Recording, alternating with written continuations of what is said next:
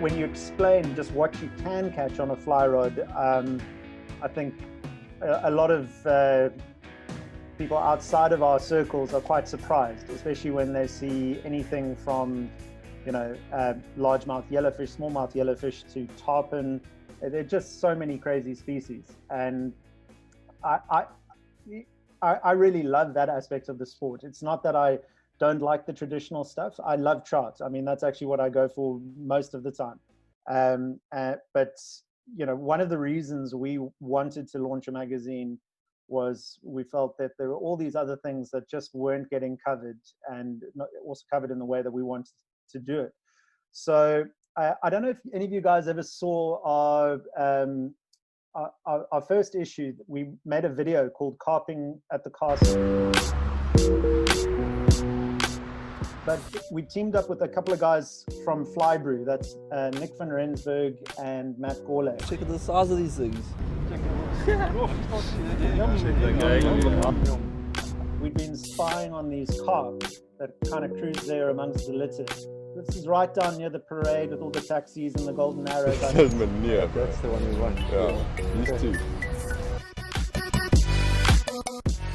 And the idea was to catch one of these old, ancient Jan van Riebeck skeletal carp on a stompy fly that Conrad had tied out of JFFC.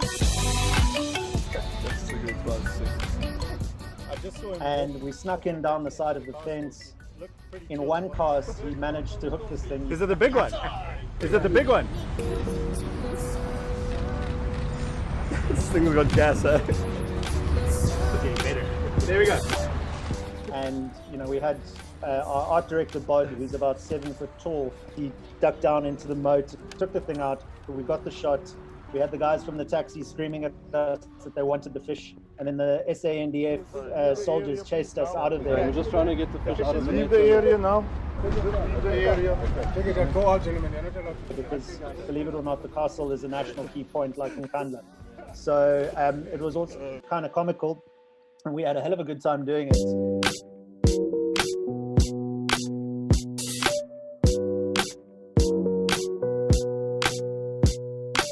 I always remember the very first comment or the second comment on the video on YouTube was from a guy called Paul, who's very much a traditionalist, and he just said, "This is everything that fly fishing isn't." And I remember thinking, that's brilliant. Like, that is exactly what I want in terms of motivation with the magazine, just to show that it is actually omnivorous. You don't need to just stay in your lane, only go for trout, only fish dry fly, or whatever it is. Whether it's techniques, you know, you get guys who go, the steelhead crew up in British Columbia, in the US, you get the cob guys down here who are completely besotted with going for cob. You've got obviously the yellowfish nuts. You get people who kind of all into their different tactics and techniques and their species. And when I think of that guy going, this is everything that fly fishing isn't, it kind of just makes me laugh. It's great that that's his thing, going just for trout. But to me, having someone decree that fly fishing is only trout fishing is kind of like someone saying sex is only the missionary position, or you know, a meal only consists of meat and potatoes, or you can only listen to classical music or something like that. It's for me, fly fishing can be whatever you want. And let's be honest, most of us, or a lot of us, don't have easy access to great waters all the time. So if your local pond has a big bass that's smashing something on top water, or some skanky carp, or if you've got some mullet that will take a little sand flea, I mean, why not fish with what you've got in your backyard? And of course, there are some more interesting exotic species all over the world that people want to target. So yeah, that's kind of the premise for the things I'd like to discuss tonight. One of the pages based off that idea that we put into the magazine was a thing called Wishlist Fish. If you read the mag relatively regularly, you'll be aware of it. I can share a screen here with the very first wishlist fish that we did, which is this crazy looking thing out of, I think it's Laos. is it Laos? Upper the rivers of Laos near the Vietnamese border of all things. So I'll show it to you.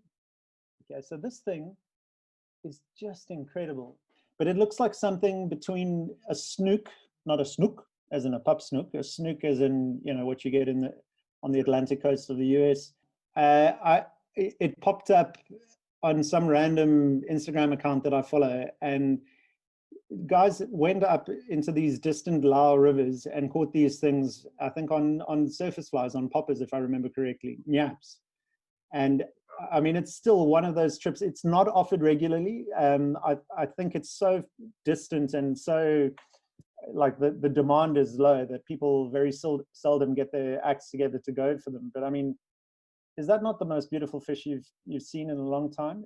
And in relatively skinny water, if you look behind him there, I mean, it looks very much like going for, I don't know, Dorado in Bolivia or something like that. Yeah, yeah. And then, you know, this created a kind of knock-on effect of species, you know, that we've been obsessing over. This is the machaca. It's a vegetarian fish from Costa Rica. One of our best, let me just find the right one here. This one, okay, you recognize that beautiful chap over there. That's Ed Truter of, you know, African waters and all of that. And that is a blue, they weren't even sure what to call it, a blue Congolese yellowfish. It didn't have an official name at the time. And that comes from the northern Lavushimanda area of Zambia, kind of going across the border with the Congo. I mean, if you love yellowfish in South Africa, how can you not be vaguely obsessed with getting up there at some stage in your lifetime to try and catch one of these? You know, and that is also not like extreme travel. You can set it as a little life goal, a bucket list, and try and get up there for a species like that. I would do that, absolutely. It's just obviously finding the time. So yeah, I guess I just wanted to kind of get the ball rolling with that, and just to say that, you know, that's kind of what we wanted to create, was this open platform of people from, obviously from South Africa primarily, but also all over the world, with their little obsessions. You know, we're not all into the same thing. Wouldn't it be boring if we were? How do you choose your trips or the stories? Me personally, or for the magazine? I mean, for the magazine, do you sit with the guys and go through, or how does it work? Yeah, I sit with my two partners on the magazine. So one is Conrad Boetis, the artist. It's kind of funny. A lot of people know Conrad as the artist, and they have no idea that he's like the big cob fly fisherman guy. And then in the fly fishing circles, people are like, Conrad has a job, does another thing. So anyhow, he's quite a famous artist. So I sit with Conrad, and I sit with Brendan Boddy, who's the art director. And then we also collaborate with the Feathers and Fluoro guys. They're, you know, we're their magazine, they're our blog. So there's about 7 or 8 guys there. We're all on a WhatsApp group, and we share ideas. Generally, I'll draw up the editorial list or the plan for each issue. And I try to get a mix. Look, you don't always, you know, have everything that you want in the mix. Yeah. But I try as hard as possible to get a bit of salt, a bit of fresh, a bit of difference in the sort of age and stage demographics of the people that we feature. Wherever possible, I try to have a bit more than 50% South Africa or African based. But I feel like, you know, it's quite cool to shine a light on the stuff that we have in South Africa and in Africa. So to try and say to the Americans or the Europeans or whatever, like, this is like a great place to visit in terms of tourism and fishing trips. And, you know, there's a final frontier aspect to Africa that I think a lot of other places have kind of lost. It's all been done, it's all been developed, you know, so that we feel like that's part of the brief that we have, and we create our editorial list. So I don't know if that answers the question. Yes, thanks. What do you guys fish for up there? mainly yellows and trout in and around Pretoria. Mainly yellows, and then obviously trout up Malanga way. We go barbel, which is quite lekker, carp, which the guys enjoy. So yes, the guys get involved in quite a few different species here, not just trout, which is good. Those giant barbel that I see Terry Babbage with half the time. Yes, exactly. Always looks like a Sistine Chapel outtake, kind of stripping these things. Yeah, so we've actually done a few trips with Terry to his secret spot on the Vaal Dam. Yeah. Yeah, the guys really enjoy that. Amazing. I see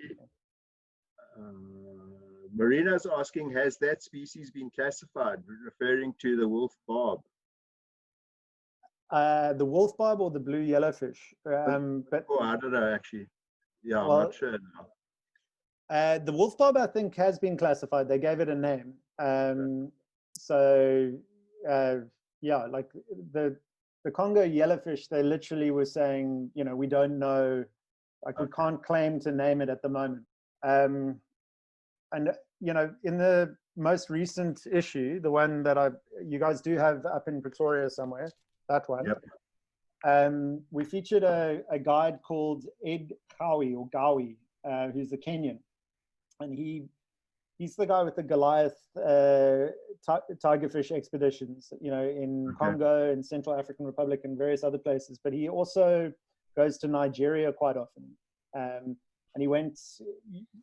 There was another issue where we featured Nigeria's quiet place. It's a sort of in southern Nigeria. It's a mountainous national park area called Gashaka Gumti. And not only do they have Nile perch in the rivers there, but they've got these giant Niger barbs, which are, when he and his brother went there, they'd never seen a fly before. I mean, when you see the way these things reacted, and we're talking like serious fish, and they were rising to dry flies.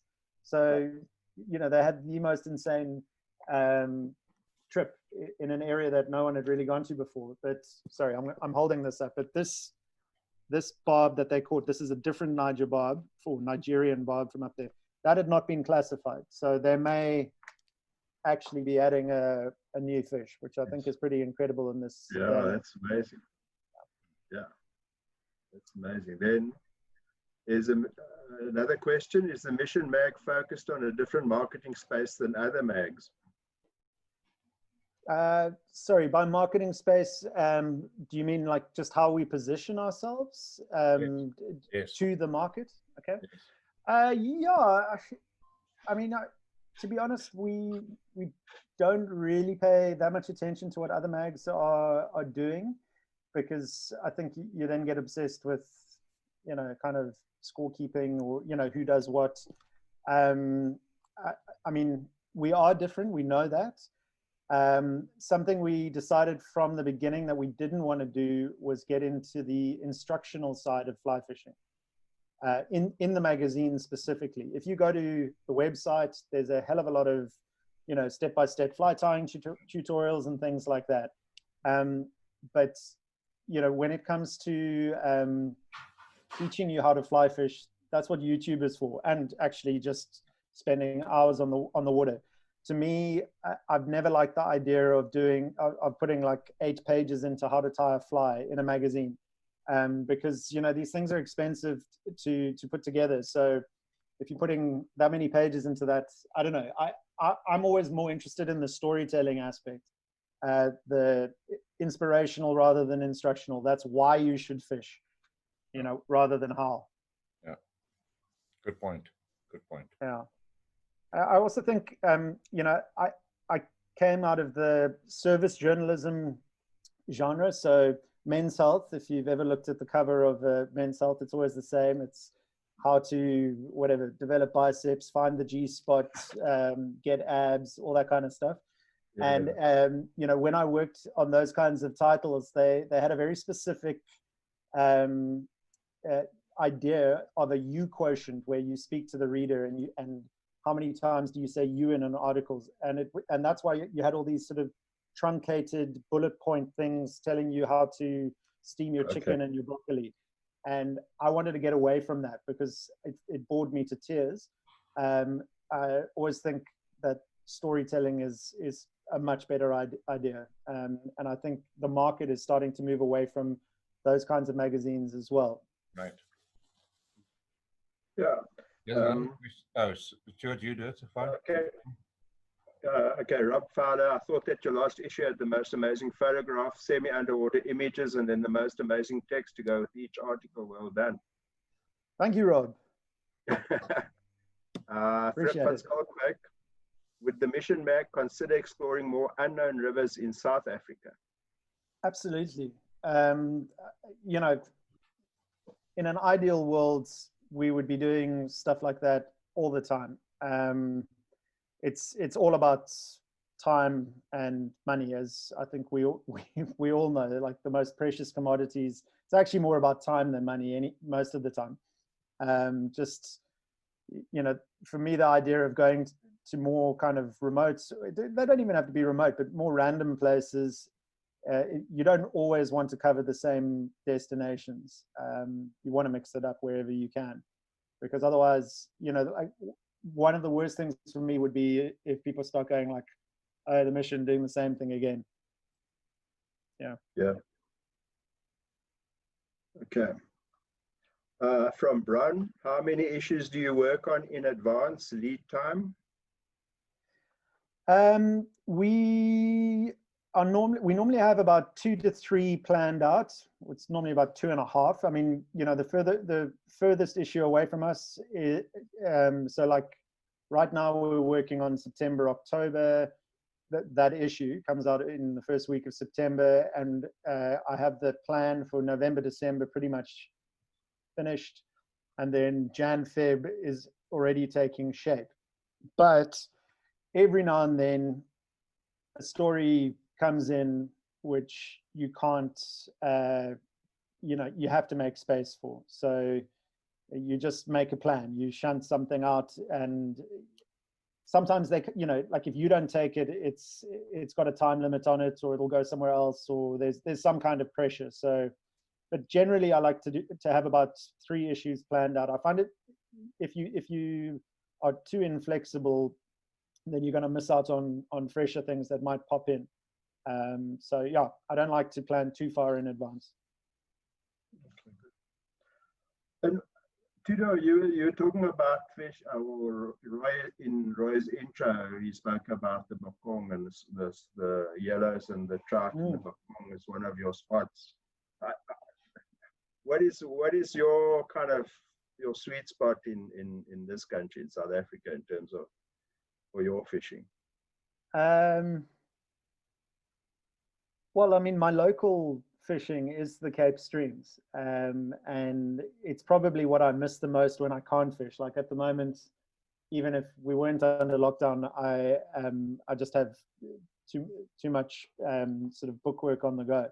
So I'm a bit locked up at the moment, locked up and locked down. But the Cape streams are my bread and butter, and it's what I love the most. I actually have to force myself. I've been talking to the competition guys, because that's something I've never really been into, and I'm one of those guys who will fish a dry fly for as long as he possibly can until he's been rejected for like 90% of the day, and then I'll try and nymph, and you know, out of desperation. But I've been talking to the competition guys about getting me just helping me upskill a little bit on the nymphing side, because I want to do a story on competition fishing, but like a kind of Hunter S. Thompson take on that. So we'll see how it goes. But you know, he mentioned the bokong. I've only been there once, but it was probably my best local trip so far. I'd like to go back. I have a bunch of Swedish friends who are obsessing over it at the moment, and want to well, when that's allowed to happen, when we're all allowed to fly and move freely, they're very keen on checking that out. And I mean, this is going to sound a bit silly, but something I really, really love is bluegill. I grew up, I've got like a nostalgic thing, you know, it's almost like your mother's cooking. Like there's like a in my early teens, I used to go and slam the bluegill and the bass on these dams in the Overberg. And then some idiot put put carp in there, and they kind of churned it up and made it muddy. I love carp as well in the right place, but they destroyed the bluegill dam. But I would love to find a really good bluegill water. It's, you know, like this is actually something that's worth discussing. In the US, bluegill, or sunfish as they call them, and they've got all the weird little ones like pumpkin seed, all those various sunfish. I mean, there are guys who specialize in that. Like that is their thing. Just like you know, Moreno's a bamboo guy in Italy. There are guys who specialize in sunfish on fiberglass rods, which I find kind of quirky and kind of cool. Okay. And just, you know, when we talk about guys in different areas sort of obsessing over specific sets of fish. About a year or two ago, we had a guy called Cameron Cushman.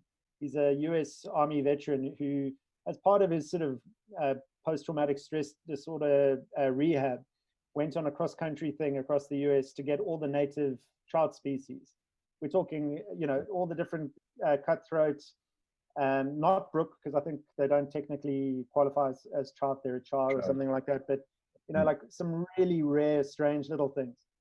And it made me think about some of the stuff that Leonard Fleming does. Do you guys know Leonard? He's one of our regular writers, and I mean, he's obviously popped up with FOSAF, and he's been around for a while. And Leonard does something similar, but with like the tiny little redfin minnows. So he fishes for them on a naught weight or a one weight in these random streams all across, not just the Western Cape. I think whenever he gets the chance to go to another province, you know, he looks up which redfin minnow species is around. And that's part of his personal slam, which I absolutely love, because, you know, we obsess over trout, and I'm quite happy catching a little Western Cape stream trout like this, but there are redfin minnows that get to that size, and they're indigenous, and they are beautiful, and they're rare, and, you know, why not have that as a challenge? And then obviously there are so many barb species. Didn't they recently just change the 9 yellowfish species to about 22 by adding 15 or however many chiselmouth cousins? I mean, you know, like the world is your oyster with this stuff. You can really nerd out and create these little slams for yourself. So yeah. So is there a lot of bluegill around in Western Cape at the moment? I think the odd farm dam has them, but it's not. Yeah, you hear of the odd guy, like normally when they're going for bass, someone will say, you know, got some bluegill as a sort of bycatch. But, you know, they're super aggressive. If you get one the size of a dinner plate, you'll know all about it on a sort of 3-weight rod. They smash little flippers on the surface. And yeah, I mean, why not? You just don't go after them with a big rod. And the saltwater fly fishing around Cape Town area, you get into that or not really? Yeah, absolutely. You know, your stock standard species, well, you can't really call them standard, because, you know, something like spotted grunton fly, over the last few years with those floating turd flies, it's become a lot, deer hair prawn, but AKA floating turd. It's become a lot easier to catch spotted grunter, or more people are having success. But to say that spotted grunter are easy is inaccurate. You know, they're just a tricky fish.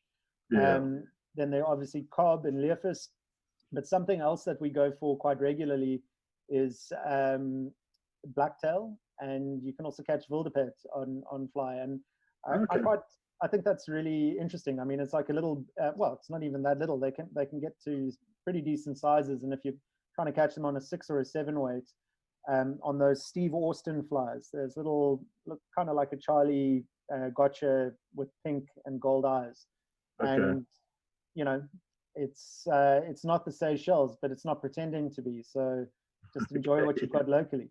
I mean, you know, some guys go and catch the sand sharks up at Langebaan. I haven't done that yet.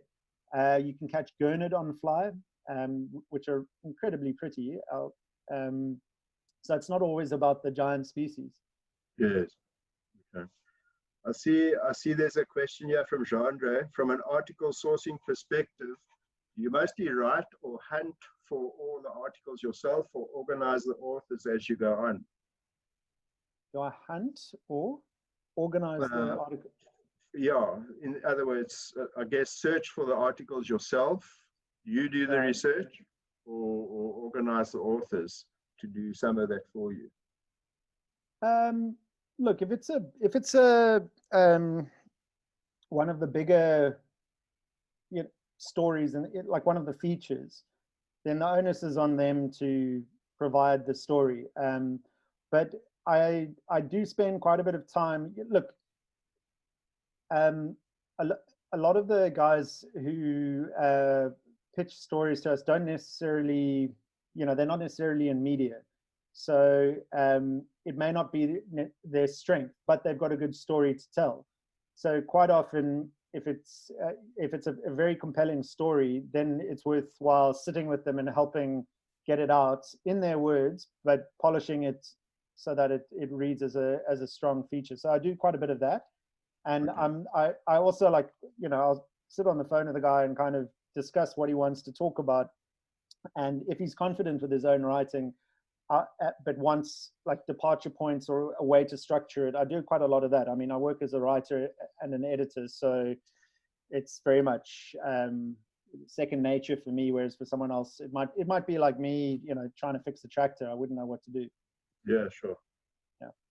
Okay, Frick van Skalkwyk has a question. I wanted to ask in respect of Langebaan, I've heard the guys target them at Shark Bay. Would you guys consider an article on that? Yeah, for sure. I mean, it's one of those local Western Cape targets. I don't see why not. It's quite exciting. They come into the shallows there. It's sight fishing, which you don't get to do that much in the Western Cape salt, other than for Granta. So yeah, it would be a great story. I think we haven't actually done one yet. We've done stuff with Jimmy Eagleton. Jimmy, the Sharkman Eagleton, who sounds like a WWF wrestling guy. But have you seen him? He's built like a wrestler. And he was one of the guys who sort of pioneered the shark scene, not just for sand sharks, but he also goes for big sharks. He's the kind of guy, I've asked him if he's ever gone for trout or for yellowfish, and he says he'll fish for species that don't have teeth when he's old. So that's his take. Okay. Okay. Warwick has a question. How was the magazine name born or decided on? So it's a funny one. It just kind of popped up in conversation. I mean, we were spitballing a whole bunch of different ideas. One of the ones we had was to call it Fluff, which in retrospect, I'm quite glad that we didn't go for that. But we went with the mission. So my only concern with it when I suggested it was that some guys would take it too seriously, like think it's like a military thing, and they got to put face paint on and put a rifle down the back and head out, and that. Funny, Marina. That wasn't the case. The thinking behind it is that it's sort of twofold. One is that fly fishing is not the easiest way to fish. We all know that. I mean, if it was really just about catching all the time, or if it was about ease, then you'd be flicking lures out there, you'd be throwing sticks of dynamite. If it was about actually putting something on your village's plate, like it's really, we don't do it because it's easy. So fly fishing in itself is a mission, but if you stick with it, and if you're dedicated and you just put a bit of time and effort in, you get a little bit of mastery, just a little bit. And then if you stick with it some more, you can get a little bit better with that species or on that kind of river. But then you try a different river or a different kind of still water, and you realize you still know fuck all. Excuse me. It's just that kind of thing that I feel like you will always be missioning with fly fishing. Show me the guy who thinks he knows it all and has it all figured out, and I'll say there's certain places that you haven't been yet or you haven't tested yourself. Right. And then the other part to it is I realized in sort of just common parlance, like you talk about having an epic mission, or like, yes, that was a good mission, so there is a sense of hardship to when you head out and you walk up a valley for 5 hours and You find that one fish that you really wanted and you get it, or maybe you don't, but you still get back and you got a grin on your face and you're like, that was a great mission. So that's kind of how it came about. And we thought of just having it as mission, but that felt a little bit too like an order. So, to people, we'd rather just make it like a quest, the mission. So. Yeah. Okay. Yeah. I've walked up Elands Putt every now and again. That is a mission. Yeah. So. Did you do EP 4 and 5, the one where it's like a good hour and a bit to get up there, and then once you get to the end of beat 5, you're like, that was amazing, but now I have a 2-hour hike out. So the other one that's the other one that can hit you is the Vitals. It's not one of the CPS waters, but my God, like you go up there for a few nights and you come out and you've lost your fingerprints. So if you've got like a banking app on your phone and you're trying to access it, the computer says no, that kind of thing. And your knees, well, my knees, I've got terrible knees. So yeah, it's I don't know the Vitals. Never fished it. It's sort of halfway to what's very close to series. And brown trouts. Was it this? The issue before this, the lockdown issue with this chappie, Matt Gourlay wrote a piece on a brown trout stream similar to that. Okay. I remember, is it the Yonder Toys? Are they trout in there still? Yes, absolutely. So this picture was taken on the Yonder Toys, and the CPS yesterday. For those who don't know the CPS, it's the Cape Piscatorial Society, our equivalent of Jacaranda. We put out our lottery for the Yonder Toys. So we have a deal with the Mountain Club, and we get access to that valley for however many weeks. And what we have with this lottery is, if you win it, you get your choice of one of your 3 dates, and you can take a couple of mates up there, and you've got it for that week. So I'm yet to win it. I've actually been invited once before, but I just had knee surgery, so I couldn't go. So maybe this year I'll get a chance. It's apparently incredible. I might have a link to that somewhere close to hand. I always want to just share these things in the moment. I heard rumors that you're kind of a wild guy, like crazy. That you operate outside the box. So do you think there's any comparison between yourself and the fish or die guys in television? Have you been reading my Ed's letter? So yeah, I'm gonna have to be diplomatic here. So I did actually look. They seem like nice guys. I think I met one of them at IFTD was it in Colorado, or it was either in Denver or Orlando over the last couple of years, because I go there to promote the magazine. But I haven't watched the show that much. I've watched some of the outtakes from it, but in one of my Ed's letters, I chirped them a little bit. I think the Ed's letter was something along the lines of fish or lie, just because there's this. Okay, first off, there's the thing of Africa. It's like saying I'm going to Asia. Like, where in Asia are you going? What country? What are we talking about? It's a very American thing to go Africa when they're talking about a country. So that was the one thing. And then, you get all these press releases and they talk about going up uncharted rivers. And to me, that's a little problematic, because they're not uncharted. I can tell you now that everyone from the tourists and the guides who operate there to the villagers who've lived there for millennia know exactly where that river goes and where all its tributaries go. So, just because you're visiting from the US with a fishing show doesn't make it an uncharted river. You can say it's wild. I don't know if it sounded like I was nitpicking, but I think the Ed's letter was funnier than the way I'm putting it now. I sound a bit whingy.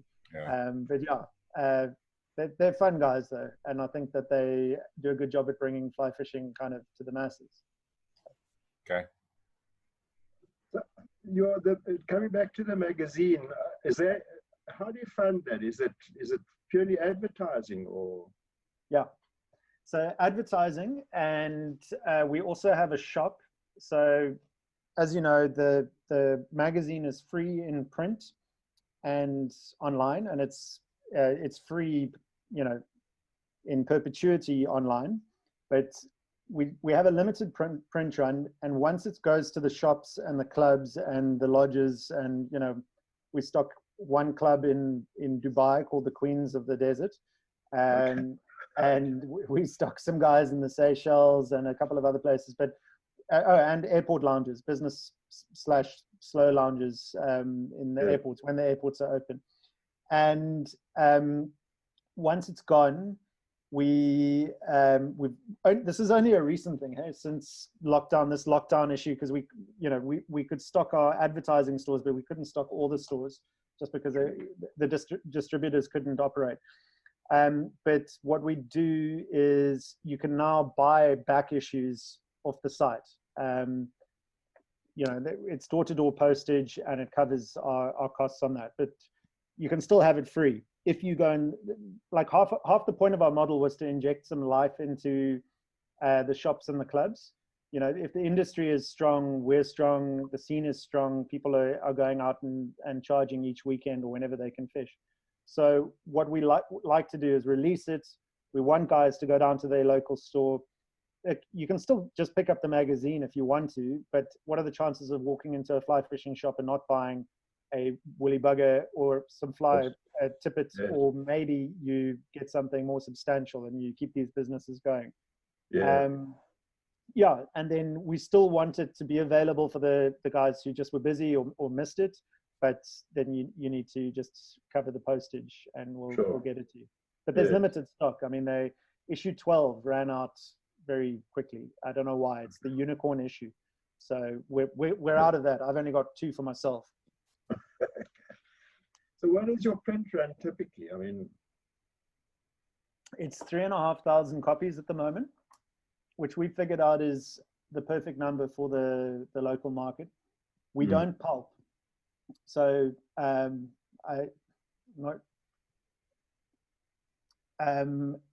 there's no wastage. We don't have a warehouse sitting with vast amounts of magazines.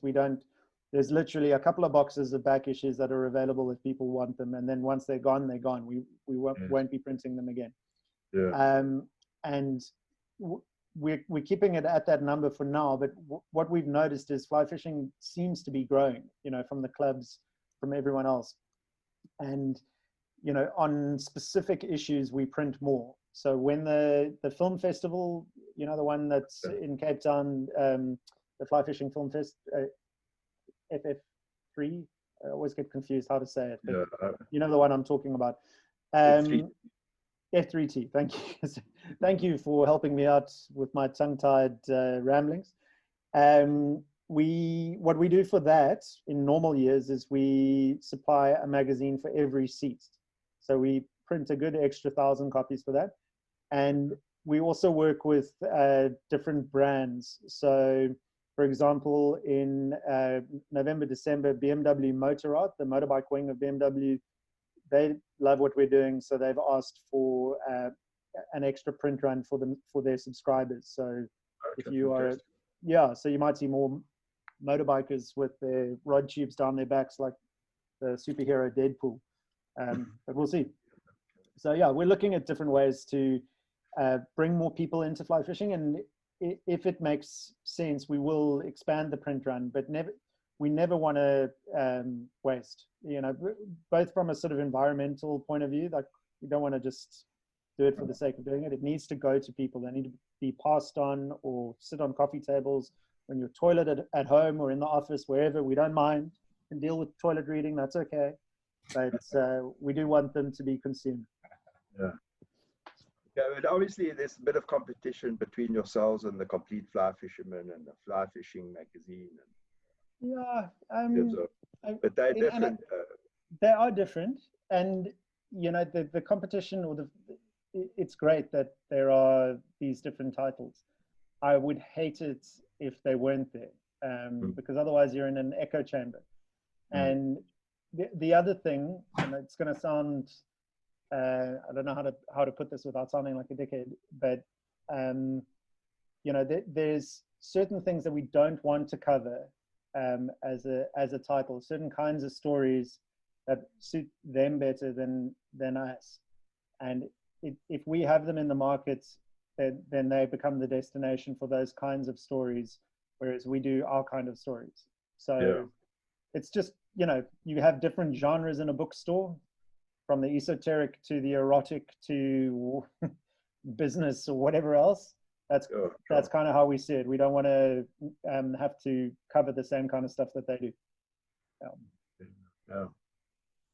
And competition's good. Oh yeah. And tell us a bit about this, the Cape Piscatorial Society. The guys still going strong. Yeah, very strong. So I think at last count we had about 700 to 800 paid up members, but there are a lot of people who are kind of on the database who come back, or if they, you know, they might be overseas now and for a bit and then they come back again. Yes. And we have, at last count, we've got the Elandspad small blah. They list the small blah and the Molenaars. It's essentially the same river, it just changes its name halfway through, like one of the Kardashians. And then there's the whole Slurt, the Witte. I'm probably missing something else. There's Larkenvlei, which is our premier still water. We're looking at adding another still water. We're in negotiations with some farmers about that. So yeah, I mean, that would be ideal if we had a bit more still waters. That's where the Natal guys are really spoiled. I mean, you know, they've got probably a lot more water for quite a few. I think they've got a smaller club. I'm actually not sure though. I'm not sure how big they are. No. How many people have you guys got? I think we're sitting at about 100. 100. Oh. Yeah. Oh wow. Can I ask a question that's probably coming nearer to the end of the conversation, but somehow for our member value, the collaboration between Jack Randall Fly Fishing Club and the Cape Piscatorial Society. So how I'm sure you guys have discussed it. So I mean, we've been trying to do that as kind of one of our strategies is to do that for our members, because we don't have waters. So we'd like to collaborate with clubs who do that, and one of them is CPS. So how do you see the two clubs collaborating going forward? I don't know right now. I know that what they want to do, or what we want to do, is just form a sort of stronger club alliance across South Africa. I know that, you know, the idea of reciprocity would be something that would appeal to them. But if you don't have waters and you're still a fly fishing club, I'm pretty sure it wouldn't be that the door is shut. You know, there would be some kind of a plan. And you know, the more the merrier. People also move. They doesn't mean anyone down here is never going to come up to Pretoria or vice versa. So I don't know. The bunch down here are very open-minded about doing cool things with other clubs. You could even do sort of get-togethers. I mean, our guys were talking now about doing a tour to the Eastern Cape, fishing. You know, you get like a couple of vans together and you do a tour for a week or so and try the different still waters and rivers along the way. So maybe there's a option to do something up in your neck of the woods. I mean, where do you guys find yourselves fishing the most? More on the Vaal or? A lot on the Vaal. Sterkfontein obviously is not too far from us. Mpumalanga. Anywhere. But to come would you take it to your committee and in terms of discussion and I think our club is quite sincere in doing something like that as an added value to our members. So you guys could consider something like that, whatever the collaboration means. and it's beneficial. I think we'd like to pursue that, and we'd like you guys to think about that. Okay. I mean, I've already raised it with the guys. They sounded interested, but I can table it more formally at a committee meeting. I would appreciate that. I would appreciate that. Yeah. Cool. Sure. There's a question. Okay, so yeah, you've got the question? Some questions, Stuart? Okay, I see two. A host other club member program could be cool. Something in the sense of if your guys are up here, we can take them out to the Vaal or Stokkies, and when some of us are there, we can. It's a great idea. Exactly. Exactly. Yeah. I also feel. I mean, so I'm never quite sure with FOSAF if I'm formally involved with them or not, because I help them out with some of their communication things, and I'm roped in on a lot of emails. But I feel like this would be a great thing for FOSAF to drive, because, you know, more than anything, they need more members. They need more people to give a damn about the battles that they fight. And it's actually something that I wish more people took seriously, because, you know, if you love trout, FOSAF are the guys who are fighting court battles for you against the government who are trying to get rid of it and trying to destroy the trout industry in their own unique way. And the same, if you love yellowfish, if you hate trout and you love yellowfish, FOSAF are also fighting for yellowfish, you know. So it would be a great thing for them to drive with the clubs, and it gets them attention. It should be that if you are a FOSAF affiliate club and you are not only a member of Jacaranda or the CPS, but also a FOSAF member, which is cheap as chips for the year, that gives you that affiliate key to unlock other clubs and that host other club member program. I don't know, I'm just spitballing, but I think that could be the way to do it. And then you get Moreno underneath. Actually, he's kind of addressed that. Would it make sense to have a national organization to collaborate on the waters? So yeah, I think that kind of speaks to it. Awesome. Yeah. No, we don't need a new organization. God, can you imagine the WhatsApp group? Ooh. Exactly. On the subject of Moreno, I mean, have you guys gone and fished with him? We can put him off mute now. Yes, He's put himself on mute. I unfortunately fished with Marina, and I really enjoyed it. Marina guided. He was our guide in Italy World Championships in 2012, 2011, I think. Remember. And Marina guided us on the waters there and helped us out. Yeah, it was a great trip. Yeah, well, I can strongly recommend it to anyone, you know, and for me, this is also, it's kind of what we do in the magazine as well. It's a little bit more than just the fly fishing, you know. Yes, it was my honeymoon, and yes, I got my pink slip for the day to go, strangely enough, with my brother-in-law and join Moreno for a day on the Tiber River, you know, the famous Tiber that runs through Rome. This is in the upper reaches. And, you know, I got to tick off a new species in grayling on dry fly and brown trout. And then there was this incredible lunch just in a little village sort of cafeteria type thing, a porchetta, you know, like, and that for me, I mean, that's why, admittedly, you know, I come from a bit of a food writing background. That's why this magazine always has a bit of booze and a bit of food and a bit of something else, because that's half of it. You know, when you're sitting with your buddy on a rock halfway through the day, it doesn't matter if you're just eating a stick of biltong and some nuts, or if you went, you know, my friend Platon, the Greek South African Cypriot Zimbo, he makes a good sandwich, you know, and like I want to fish with that guy because I like his sandwich. So I think it's all part of the experience, you know. It's not just about big fish or extreme fishing or whatever. That's a bonus.